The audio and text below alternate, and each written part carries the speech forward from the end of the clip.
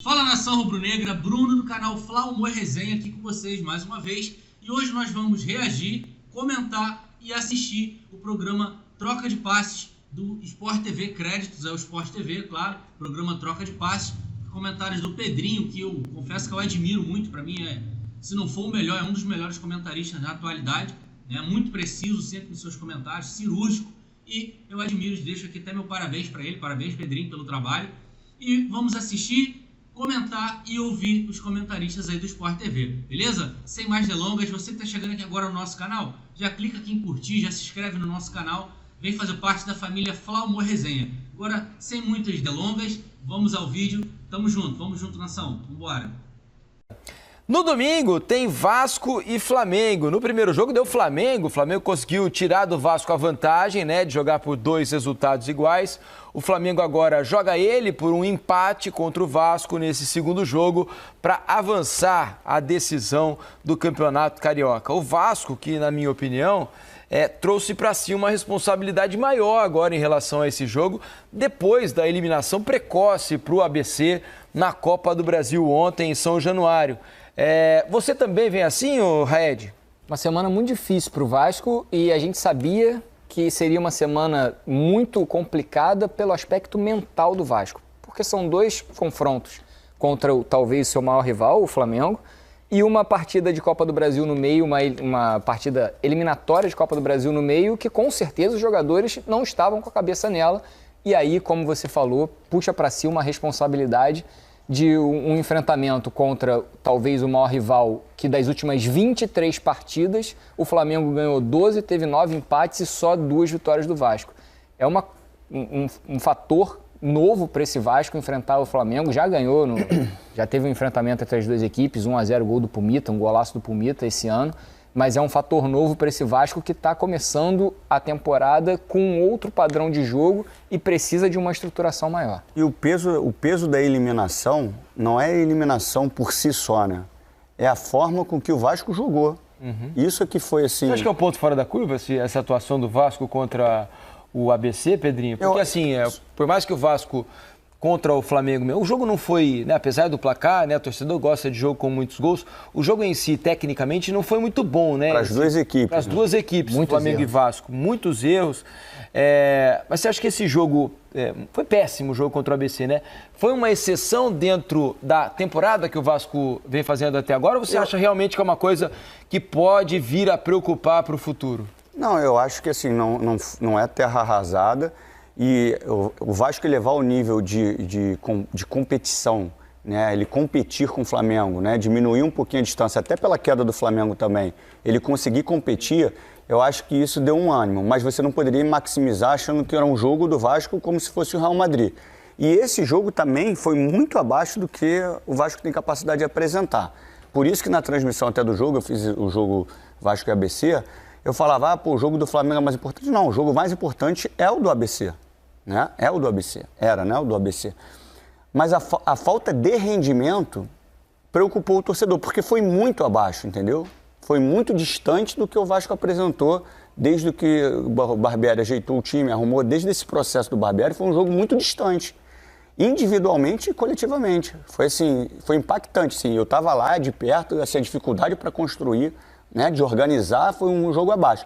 Isso assusta o torcedor para esse enfrentamento com o Flamengo. Mas também é uma sinalização de quando o Vasco tem que se comportar como um time que vai propor o jogo, que vai impor seu jogo, e quando o Vasco não tem a obrigação de propor esse jogo, que é o jogo do Flamengo. São comportamentos diferentes. Sim. O Vasco pegou Fluminense, Botafogo e Flamengo e se comportou melhor. Quando ele pega o ABC, que fez um jogo dentro do que ele queria, muito organizado, e ele tinha que propor o jogo, o Vasco teve dificuldade. Mas sabe qual é a impressão que eu tive vendo o jogo? Que o Barbieri preparou o Vasco para o jogo contra o ABC pensando no Flamengo. E só pra... Fazendo a transição, bola longa, o tempo inteiro, buscando o atacante de referência. E só para deixar claro, porque assim, foi um bom jogo do ABC, mas a galera fez, não, o ABC, ele teve uma oportunidade no final do jogo, que já estava bagunçado, e uma no início do jogo. né? Então, assim, é muito mais fácil você se organizar defensivamente, é muito mais fácil. Você montar uma linha de 5, uma linha de 4 e usar velocidade, do que você pegar um adversário montado lá e você ter que criar, quebrar a cabeça, montar estratégia para furar duas linhas, seja ela uma de 5, uma de 4, duas linhas de 4, é muito mais difícil construir. Por isso que a maioria dos treinadores, através do nosso sistema já corrompido de mandar treinador embora, eles optam por um modelo mais conservador, porque é mais prático, mais rápido e mais tranquilo. Se defende e usa o contra-ataque como arma. Sabe que ontem aqui no Troca de Passes recebemos muitas mensagens de torcedores do Vasco questionando as escolhas do Barbieri, principalmente nesses 2 últimos jogos. O porquê de deixar o Rodrigo no banco, né, que vinha fazendo bons jogos ali, e a escolha do Galarza no jogo contra o Flamengo, e dessa vez do Marlon Gomes. Dessa eu até entendo, acho que ele quis deixar o time um pouco mais solto com o Marlon Gomes, trazendo o Andrei para fazer a saída de bola, um time um pouco mais móvel no meio campo. Você acha que contra o Flamengo ele pode voltar a escalar o Rodrigo para tentar ter um pouco mais de segurança, até que o Vasco vinha tendo antes desses últimos 2 jogos? Então, é uma discussão ela é muito ampla, né? A gente já conversou sobre isso no particular. Cada um acha que pode tirar o melhor, dificultar o melhor do seu adversário através de uma estratégia. Muita gente acha que para marcar um time do Flamengo ou do Fluminense, que é um time tecnicamente melhor, você baixa a marcação, você dá a bola para ele, dificulta, tira o espaço. Eu já penso diferente. Eu acho que se os caras gostam muito da bola e você tira a bola deles, você passa mais tempo com ela, você vai irritar os caras, porque você vai botar uns caras de muita qualidade para ficar correndo atrás da bola. E aí a gente está falando de Arrasca, de Pedro, de Gabi. Imagina esses caras tendo que passar muito tempo correndo atrás da bola.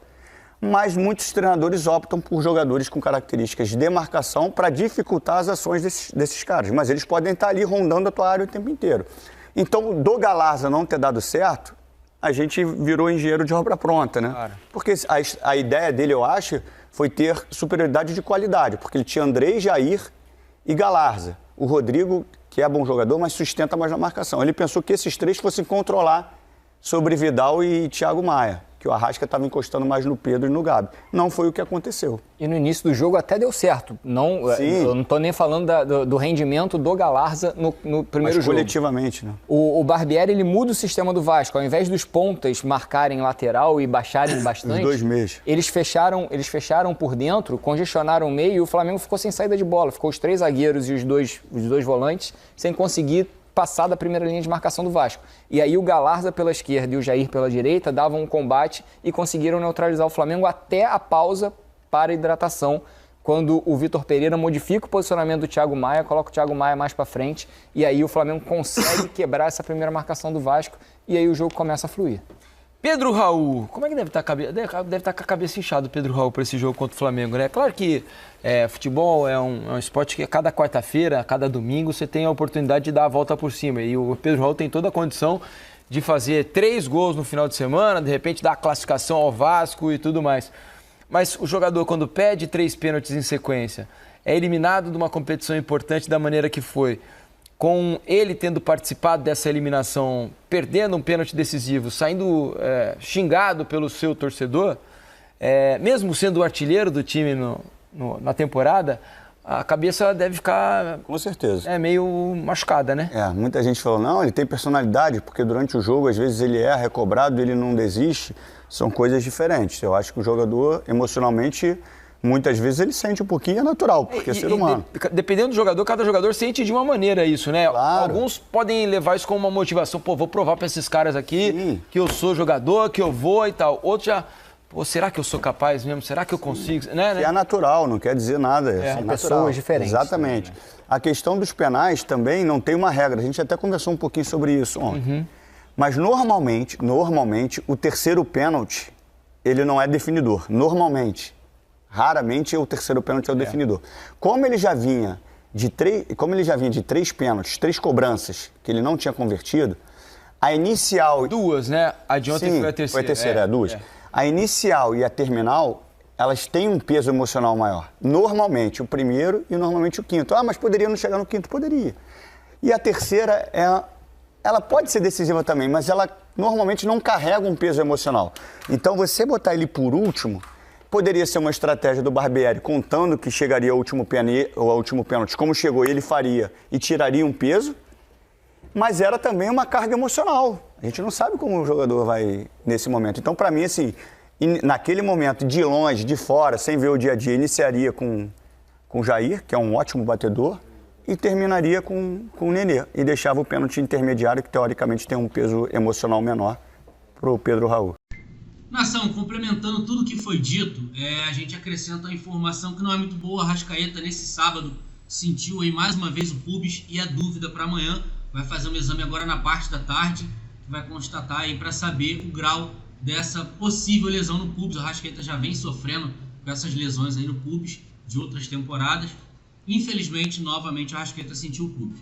Nação, se você chegou até aqui, clica aqui em curtir, se inscreve no canal, vê aqui o nosso canal, curte o nosso trabalho. Aqui a gente encontra, como o nome já diz, tem Fla, humor e resenha. Tem humor, tem resenha, tem lives que eu faço questão de ler os comentários um a um, a gente interage, tem o nosso humor, tem aqui vídeos divertidíssimos aqui, zoando o Neto, enfim. Vem aqui conhecer nosso trabalho, a gente também deixa esse convite, se inscreve aqui no canal, deixa o seu like, tamo junto, saudações rubro-negras, isso aqui é Flamengo. Abraço, tchau, tchau.